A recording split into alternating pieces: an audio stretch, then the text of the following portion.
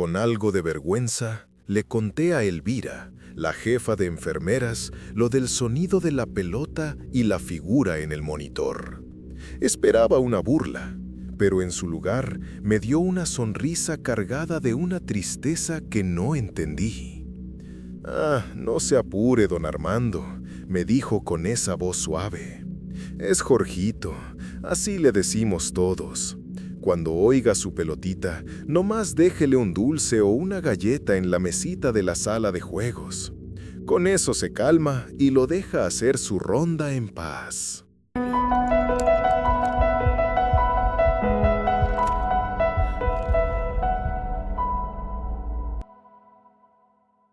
Hay un silencio particular en los pasillos de un hospital del IMSS a medianoche. No es paz, es una espera.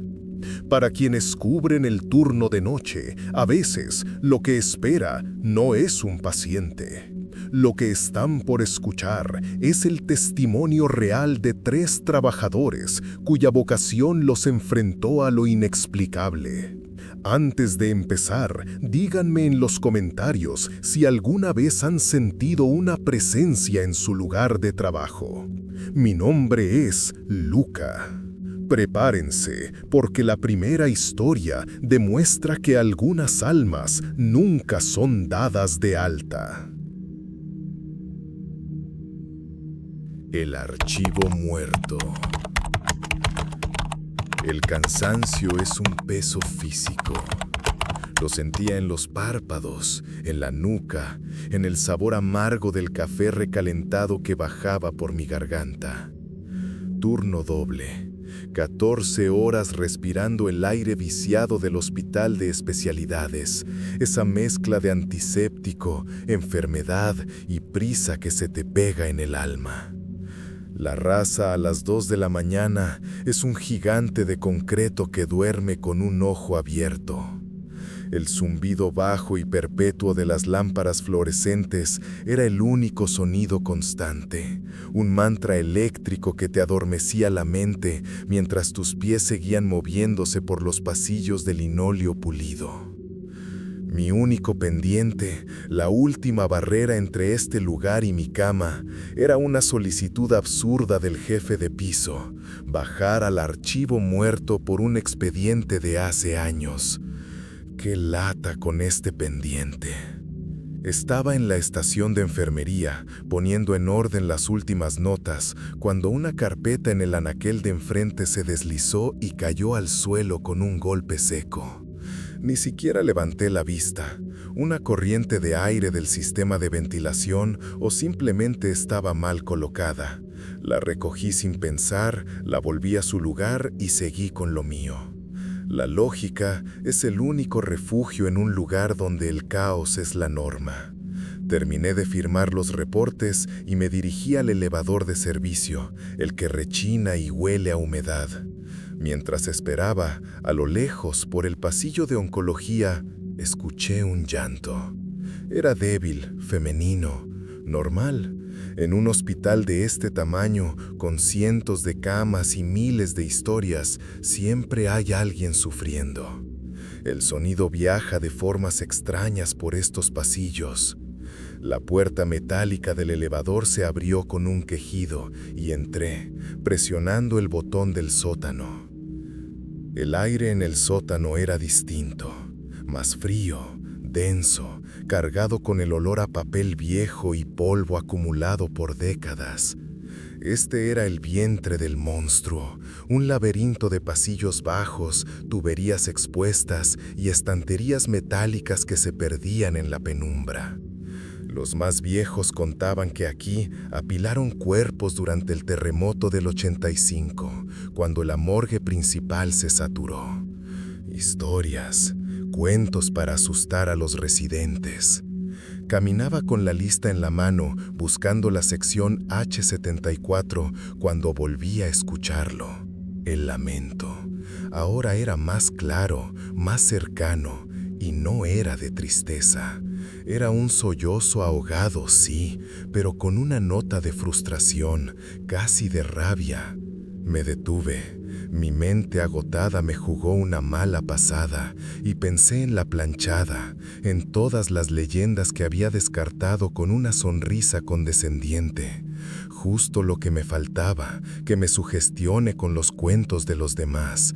Seguro era el ruido de alguna tubería, el eco de un compresor lejano. Sacudí la cabeza y seguí avanzando, mis pasos resonando más fuerte de lo normal en el silencio. El lamento volvió, esta vez casi como si proviniera del pasillo contiguo. Me quedé helado. Dentro del llanto, entrecortado y furioso, creí escuchar algo más. Una palabra, un nombre que no logré descifrar. Sonaba como ¿socorro? No, imposible. Ya es el cansancio. Estoy tan agotado que mi cerebro está tratando de encontrar patrones en el ruido. Necesito encontrar este expediente e irme a casa. Apreté el paso, la ansiedad picándome en la base del cuello. Finalmente encontré la sección H74, un bloque de archivadores metálicos altos y grises. Busqué el cajón correspondiente, tiré de la manija oxidada y, en el instante en que mis dedos rozaron el borde frío de la gaveta, el lamento cesó. De golpe, el silencio que quedó era total, antinatural, más pesado y amenazante que el propio sonido. No era una tubería, no era el viento. El ruido, fuera lo que fuera, se había detenido, porque yo había llegado. Todas mis explicaciones lógicas se hicieron polvo. Con el corazón martillándome en las sienes, abrí el cajón. Ahí estaba el expediente, una carpeta de cartón amarillenta con el nombre impreso. La saqué. El silencio del sótano era absoluto, expectante. La curiosidad, esa parte de mí que siempre necesita entender, venció al miedo. Abrí la carpeta bajo la luz pálida de un foco solitario. Mis ojos recorrieron el papel quebradizo. El nombre de la paciente saltó a la vista. Socorro Díaz. La sangre se me heló. Era el nombre. Seguí leyendo casi sin respirar. Causa de ingreso, enfermedad terminal. Pronóstico de pocas horas. Ojeé hasta la última nota, la del médico. Mis ojos se clavaron en la fecha y la hora de defunción, firmada por el doctor del turno vespertino.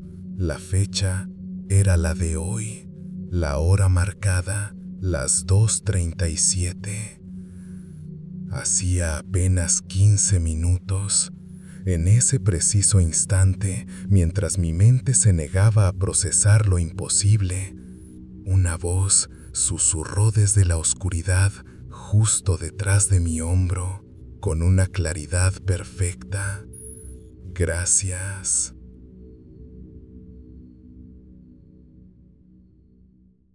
La visita. Mi nombre es Javier. Tengo 25 años y soy camillero en el Hospital General del IMSS, aquí en Coatzacoalcos. Para mí, las historias que se cuentan en los pasillos durante el turno de noche siempre han sido eso, cuentos. El calor, la humedad y el cansancio le aflojan los tornillos a la gente. Crecí en el puerto, no en un rancho, y las leyendas de brujas y espantos me daban más risa que miedo. Mi trabajo es simple, llevar gente de un lado a otro. No hay mucho misterio en eso. Aquella noche de julio, la canícula apretaba con ganas. El aire se sentía espeso, pegajoso, y olía a salitre y a la lluvia que nunca terminaba de caer. Llevaba a don Anselmo, un señor ingresado por una fractura de cadera, a que le hicieran unas placas. El viejo venía contando un chiste, su voz animada rompiendo la monotonía de mis pensamientos. Para llegar a radiología, teníamos que cruzar un pequeño patio exterior que conectaba dos salas del edificio. Fue ahí que la vi. Posada en el borde del techo del área de urgencias había una lechuza. Era enorme, mucho más grande de lo normal, con un plumaje grisáceo que parecía absorber la luz amarillenta de los faroles. Un animal perdido, pensé. Con tanto monte alrededor no es raro. Pero al pasar junto a la puerta, vi a doña Elia, una de las enfermeras veteranas, que también la había visto. Se persignó rápido, murmurando un Ave María Purísima que apenas escuché. Me saqué de onda, pero no le di importancia. Unas horas después, la alarma de un código azul nos sacudió a todos. Corrí hacia el cuarto piso. Era don Anselmo. Un infarto masivo, fulminante. Los médicos no se lo explicaban, su corazón estaba sano. Mientras ayudaba a trasladar el cuerpo, no pude evitar recordar la lechuza y la cara de pánico de doña Elia. Una trágica coincidencia, me repetí. En este jale las cosas cambian en segundos, no tiene nada que ver con un pájaro. Una semana pasó. La rutina, el calor, el cansancio. Una noche me pidieron llevar a una muchacha que se recuperaba de una apendicitis. La operación había sido un éxito, ya casi le daban el alta. Al cruzar el patio, un escalofrío me recorrió la espalda. Estaba ahí otra vez, en el mismo lugar, la lechuza. Pero esta vez fue diferente.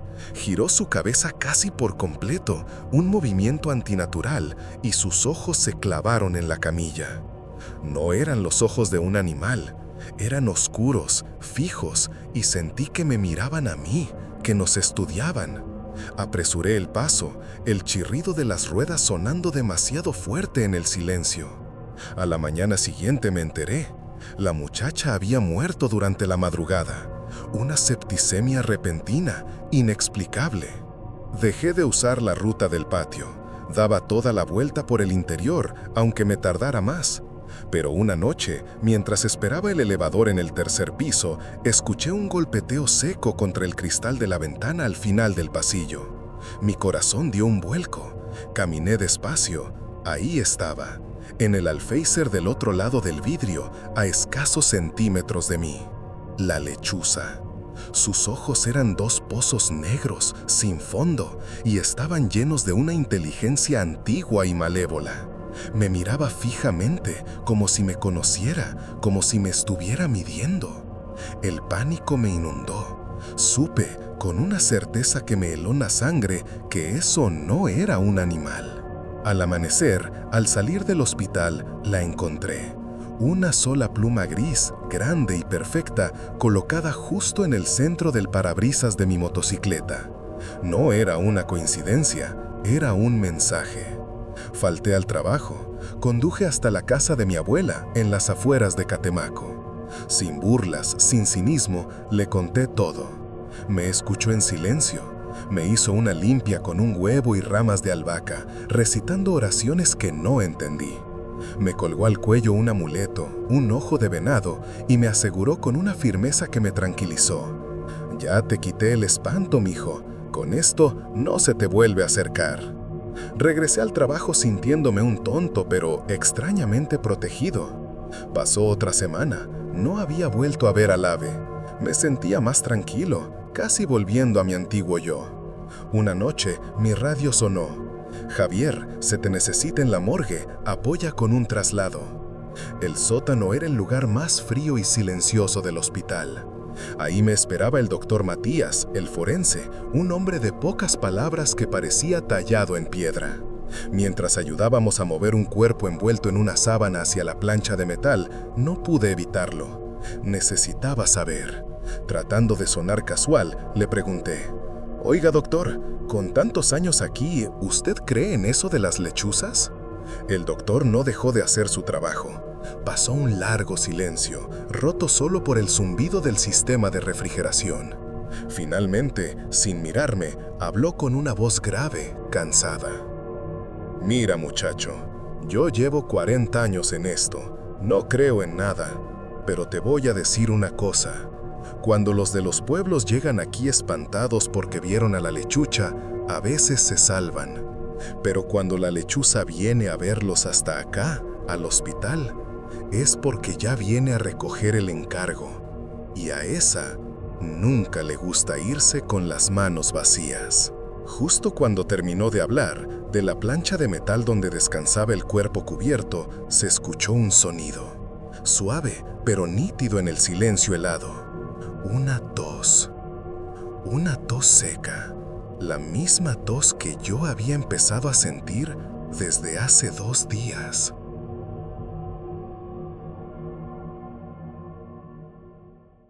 El niño de la pelota. Hay un tipo de cansancio que se te asienta en los huesos, uno que ni todo el café del mundo puede quitar. A mis 58 años y con casi 15 de velador en la Clínica 71, ya lo conozco bien. Es un compañero más en la ronda.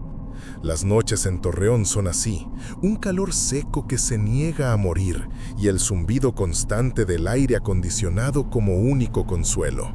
Mi trabajo es simple: caminar, revisar que todo esté en orden, asegurarme de que el silencio solo sea roto por los pitidos lejanos de los monitores. Un jale tranquilo. Mientras no haya broncas, todo está bien. Esa noche, como tantas otras, mi ronda me llevó al ala de pediatría.